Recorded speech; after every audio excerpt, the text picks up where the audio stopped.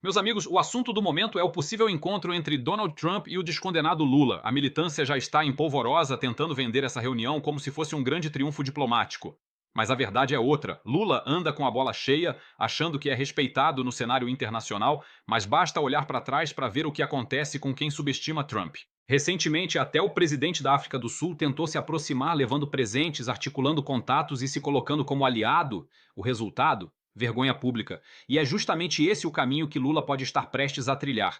Trump não esquece os ataques que o petista fez contra ele nos últimos anos, e diferente da mídia brasileira, ele não engole desaforo. Se esse encontro realmente acontecer, a chance de Lula passar pela maior humilhação diplomática da história recente do Brasil é enorme. E quem conhece Trump sabe, ele não perde a oportunidade de expor quem tenta posar de grande líder sem ter moral para isso. Então fica até o fim, porque vamos analisar não só a expectativa desse encontro, mas também como a militância tenta manipular a narrativa para blindar Lula de mais uma vergonha internacional. Eu acho que o caso que o Itamaraty, que o Planalto tem que prestar atenção não é o do Zelensky. O Trump nunca gostou do Zelensky. Ele não gostava do Zelensky, sempre teve aquela postura pró-Putin, e o Zelensky dependendo muito dos Estados Unidos. Eu acho que é do Cyril Ramaphosa, presidente da África do Sul. Porque o presidente da África do Sul achou também que teria uma boa relação com o presidente Trump, se preparou muito para o encontro no Salão Oval da Casa Branca, levou junto com ele alguns dos maiores golfistas do mundo, que são ídolos do Trump e são brancos sul-africanos. O Trump gosta de brancos da África do Sul, ele diz que são perseguidos, então o Cyril Ramaphosa levou esses três, levou um livro maravilhoso de golfe para o Trump, chegou todo lá preparado e caiu na armadilha. De repente Trump pediu para apagar a luz e colocou um vídeo lá dizendo que os brancos são perseguidos na África do Sul. Então o presidente Lula tem que tomar enorme cuidado diante do risco de cair numa armadilha similar à do Ramaphosa. Isso teria uma probabilidade muito maior de acontecer em um encontro no Salão Oval da Casa Branca do que num encontro remoto. Com um agravante por causa do presidente Lula, ele não fala inglês. O Cyril Ramaphosa fala inglês fluentemente, é uma das línguas oficiais da África do Sul. Então, assim, teria essa dificuldade maior também. Marina, aí quando a gente fica na expectativa já, vai rolar o encontro, não vai? Procura o pessoal do Itamaraty, Palácio Planalto, todo mundo muito cuidadoso. Hoje o presidente Lula deu aquela entrevista e perguntaram, vai ter um encontro, vai ser presencial, vai ser por telefone, videoconferência? Vamos ver, estamos acertando. Não é uma decisão nesse momento, mas é essa cautela, né? Disposição os dois já mostraram que tem, mas é uma cautela do governo brasileiro muito ligada à diplomacia. O governo brasileiro trata, assim, um entusiasmo com moderação, porque eles sabem que é tudo muito imprevisível, né? E também, claro, um encontro entre chefes de Estado sempre tem muita deliberação para fazer, sempre tem muita negociação para você acertar a agenda, né? Os tópicos do que será tratado. O presidente Lula hoje disse que não tem veto ao assunto, mas a gente sabe que ele bota um limite ali, até fez isso no discurso dele na ONU, sobre a questão da soberania, da interferência em assuntos domésticos, nas instituições brasileiras, enfim, mas quer conversar sobre tudo. Então, foi uma repercussão muito grande o Guga chamou de date, né? Aí os bolsonaristas, eles gostam de tentar botar água no chope, dizendo que não, que esse aceno, na verdade, é uma armadilha, não é amor, é cilada, porque ele está tentando atrair o presidente Lula para tratar de outros assuntos, inclusive sobre a questão da, entre aspas, perseguição ao ex-presidente Bolsonaro, e que ele estaria fazendo uma estratégia. O Guga também citou o Zelensky, o pessoal que é apoiador do ex-presidente Bolsonaro fala que ele está fazendo mais ou menos o que fez com o Zelensky, que primeiro atraiu o presidente da Ucrânia e depois fez aquela cena toda de humilhação no Salão Oval, enfim, essa é a repercussão. E, na verdade, muita gente incomodada e irritada, porque até então o deputado Eduardo Bolsonaro se colocava ali como o único acesso à Casa Branca, né? Inclusive boicotando missões de senadores que estavam ali tentando acertar agendas com parlamentares, a reunião do Scott Bessent, né, secretário do Tesouro, com o ministro da Fazenda também não aconteceu, muito por conta de boicote e tal, então a repercussão é enorme aqui. O governo brasileiro está tratando com muito entusiasmo essa abertura, né, essa química que rolou entre o presidente Donald Trump e o presidente Lula, mas sem saber exatamente em que formato isso vai se dar. O presidente Lula hoje não descartou que seja presencial, muito porque, segundo diplomatas, ele confia nesse talento que ele tem ali na conversa, no diálogo, de saber introduzir os assuntos, de saber levar adiante. Tem uma grande aposta do Itamaraty sobre isso. Mas também pode ser que talvez mais tranquilo seja uma videoconferência ou um telefonema. Esse telefonema já está sendo cogitado há muito tempo.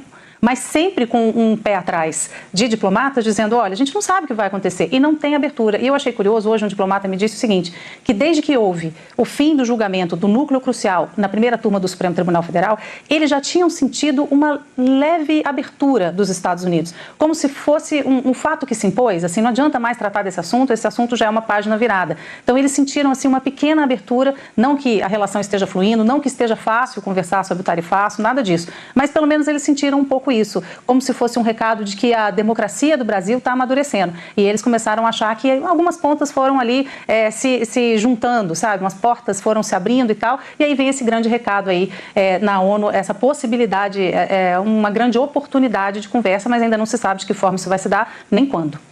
O Flávio, a gente viu que o presidente Lula disse, né? Eu nunca vou colocar na mesa de negociação assuntos que somos completamente oposição, né? Eu coloco quando a gente tem algum meio do caminho. E ele estava muito leve ali quando ele fala do Trump. Então, queria entender que perspectiva ele também já passa sobre esse encontro. Eu acho que o fundamental é que os dois presidentes estão demarcando o rol de temas que são passíveis de negociação. E hoje, na entrevista do presidente Lula, isso ficou muito nítido, Marcelo. Ele usou a expressão pautas positivas, né? Então, uma agenda em que haja possibilidade efetiva de negociação entre os dois países, que eu lembro, vivem um momento muito tenso de relações diplomáticas de 2 séculos e de relações amistosas, com uma ou outra rusgas, diferenças, mas nunca no nível a que chegaram nesses últimos 2 meses, em razão da interferência de Eduardo Bolsonaro e de Paulo Figueiredo, a partir dos contatos que tem na Casa Branca. Lula mencionou um rol de temas, por exemplo, assuntos empresariais, comerciais, industriais, tecnológicos, digitais, falou de Big Techs, falou de inteligência artificial, falou até bastante de terras raras, de uma negociação que interessa ao Brasil com parceiros estrangeiros, na direção não da exploração pura e simples, mas também do beneficiamento. Eu já ouvi semanas atrás, quando o assunto terras raras apareceu por uma referência do encarregado de negócios da Embaixada Americana aqui no Brasil, que não havia interesse do Brasil num neo-extrativismo. E o Lula chegou a mencionar o que acontece com o minério de ferro, que sai o minério e não há um esforço de parceria, de beneficiamento por parte desses compradores internacionais. É uma disposição bastante intensa de um rol de relações comerciais, mas voltou a repetir que democracia e soberania não estarão sobre a mesa.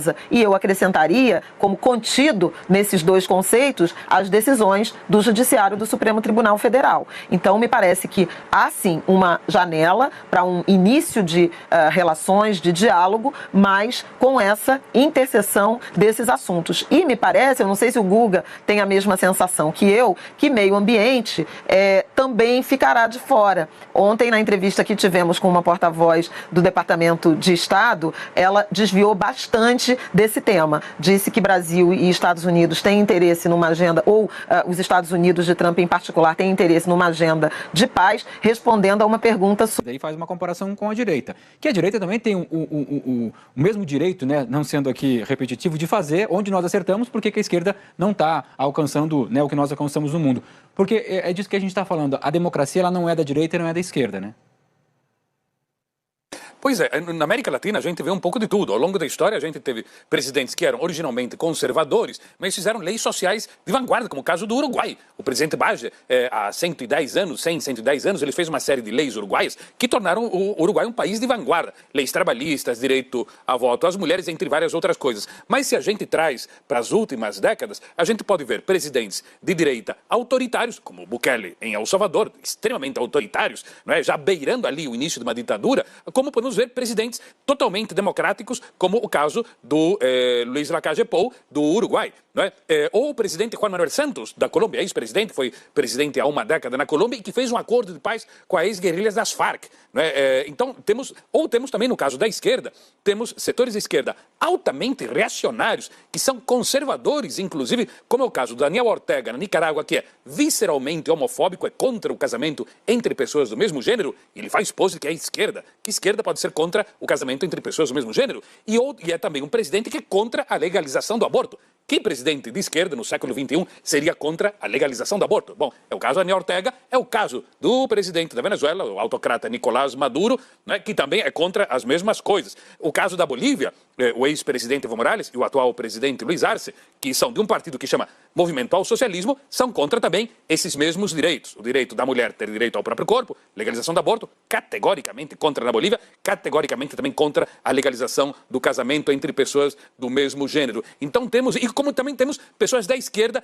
altamente democráticas, como o presidente chileno Gabriel Boric, que inclusive é crítico dos ditadores de esquerda, ou que se dizem de esquerda, não é? E o caso do presidente Yamandu Orsi, do Uruguai, que era o herdeiro político do ex-presidente, falecido recentemente, presidente José Pepe Mujica. Mujica, aliás, que foi homenageado hoje por Orsi e também com a presença do presidente Lula numa cerimônia ali dentro do edifício das Nações Unidas. Não no plenário da Assembleia, mas em outro âmbito ali da ONU. E Boric, que inclusive foi ali hoje à ONU lançar a candidatura da Michelle Bachelet, ex-presidente socialista, 2 vezes do Chile, foi lançar a candidatura dela, não à presidência do Chile, mas, porque o Chile tem eleições agora presidenciais em novembro, primeiro turno, dezembro, segundo turno, mas sim ao posto de secretária-geral da ONU, o que, se fosse eleita, seria a primeira mulher a comandar a ONU. E a própria Bachelet, olha que interessante, uma pessoa de esquerda que foi sequestrada, detida e torturada na ditadura do general de direita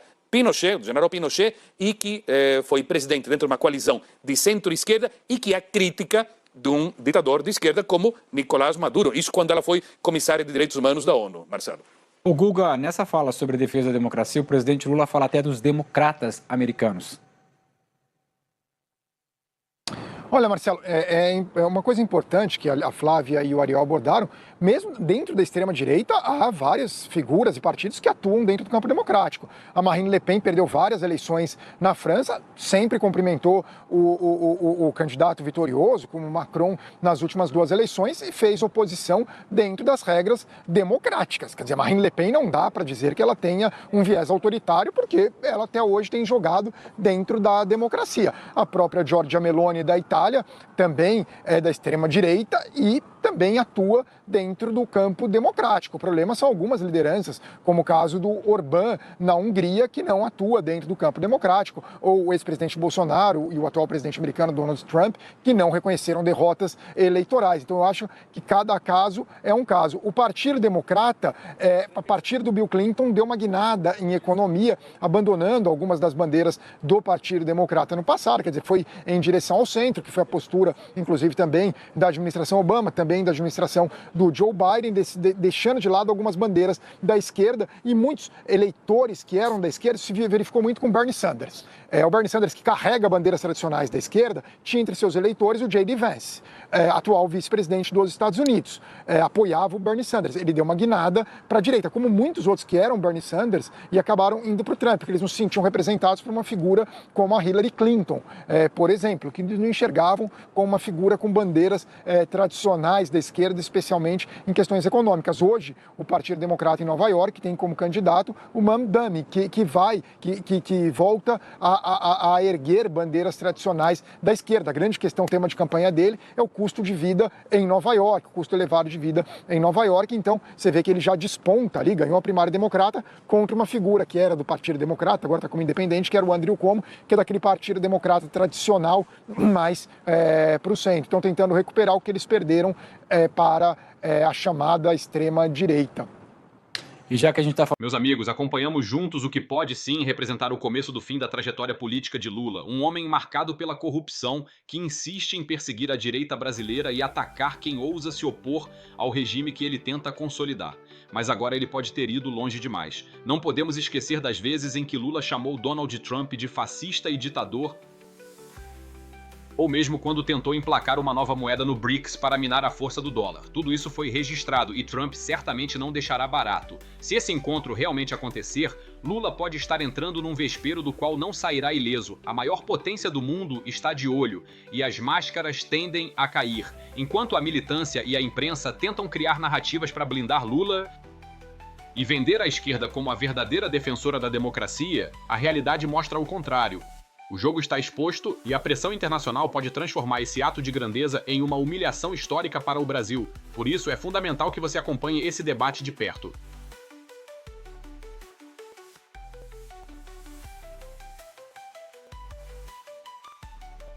Se acredita que esse conteúdo precisa alcançar mais pessoas, deixe o seu like, se inscreva no canal e ative as notificações. Sua participação fortalece essa voz que todos os dias denuncia as narrativas e traz a verdade que a grande mídia esconde. Um grande abraço a todos, obrigado pela audiência e até o próximo vídeo.